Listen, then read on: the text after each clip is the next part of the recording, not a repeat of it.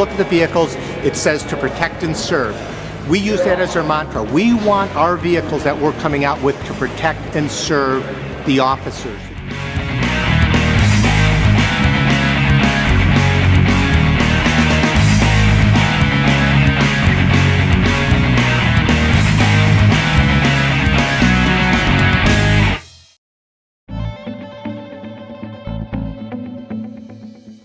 Meet the new Ford Interceptor and Utility Police cars, coming to a police department near you at the end of 2011. We've been the dominant leader in the police industry for years, capturing over 70% market share. And Crown Victoria was the right vehicle at its time for the product. But it's time to transition to a new generation of police vehicles. What's your first impression? What's your immediate I like them. Yeah? Yeah.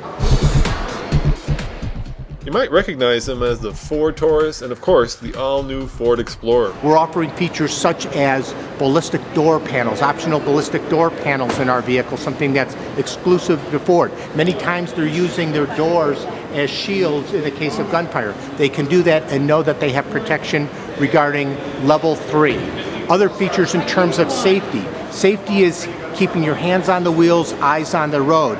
Working with our advisory board, one of the things that we took a look at is migrating the electronics. There's a lot of electronics in the vehicle. When officers are turning on their sirens or their lights, many times they're turning over, looking at the computer or the dial here.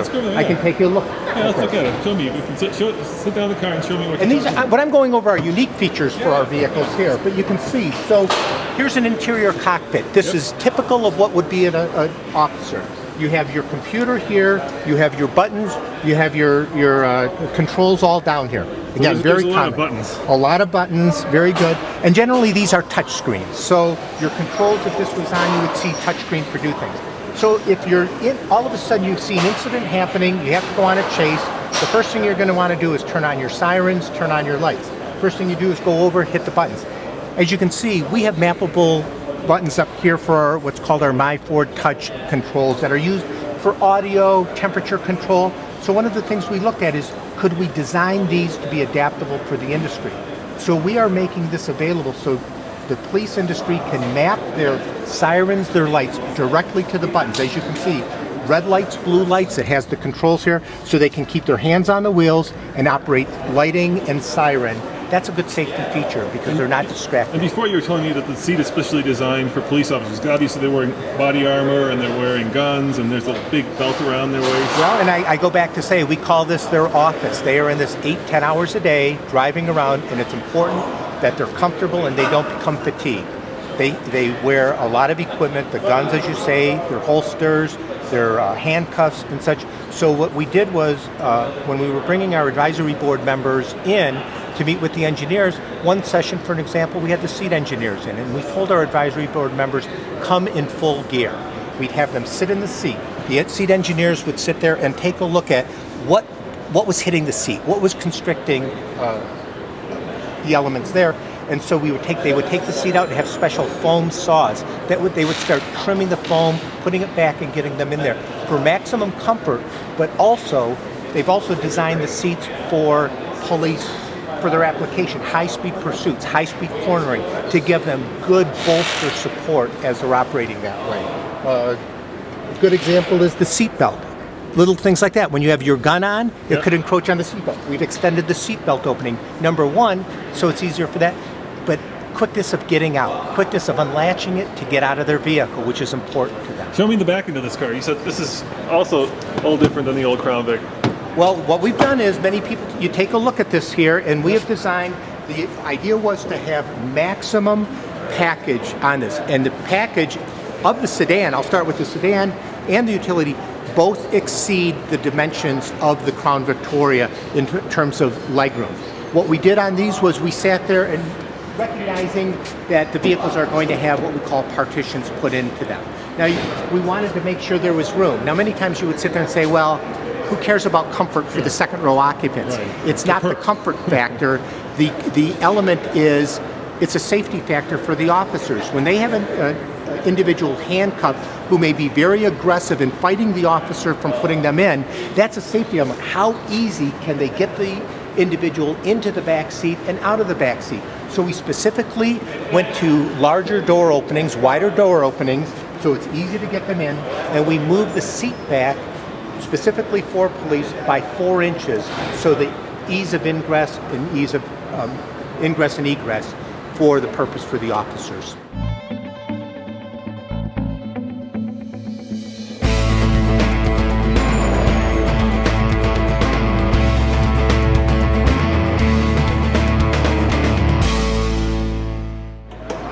All right, so let's talk about the power plants. Okay. This is the base, you said, the 3.5. Tell me about this power plant and tell me about the specifications of the car. Okay, what we have is, what's nice is where they had a single Crown Victoria offering before, today we're giving them the choice.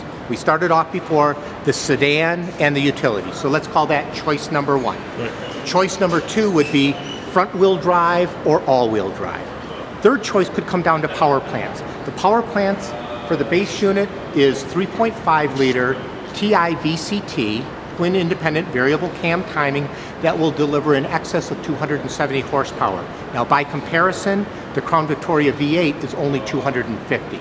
So it's extremely powerful, but most importantly, it's fuel efficient. And in today's environment, when agencies are under budget constraints, any way that we can save them money without compromising on performance is important to us. So the base 3.5 liter V6 has done extremely well in police testing and certainly delivers increased performance versus the Crown Victoria V8. Now the one that people are being curious about is the EcoBoost, right? It's the EcoBoost, exactly right. It's a turbo. 3.5 liter EcoBoost, or direct injected GTDI, gas turbo direct injection power plant. Now that power plant is going to deliver in excess of 365 horsepower, and that has just set records at all police tests out there. That is a high pursuit, powerful performing engine that is available for applications where they need that. And that's what's nice about having the choice, is the agencies aren't restricted to only one. They can now select what best meets the needs of their agency. So talking about the EcoBoost engine, I think the numbers are something like 0 to 60 in under 6 seconds. Is Well, that right? yeah, that's correct. At the recent Los Angeles Sheriff's Department police testing that they ran, it delivered best-in-class performance. It delivered 5.8 seconds, 0 to 60, and that beat all of the V8 competitors that were in the class with it. Now, if you're not, a police officer, and you look at these two cars, this is basically with the bigger engine, the Ford Taurus SHO, and this is a new Explorer.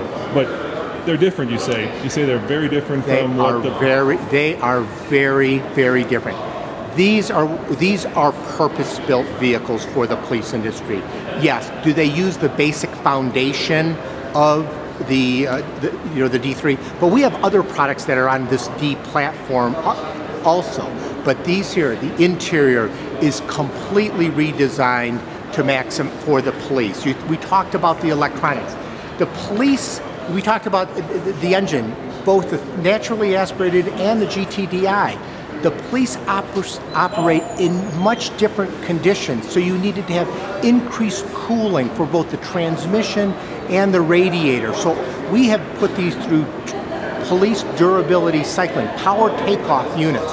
So these are vastly different than anything that would be available as a retail offering.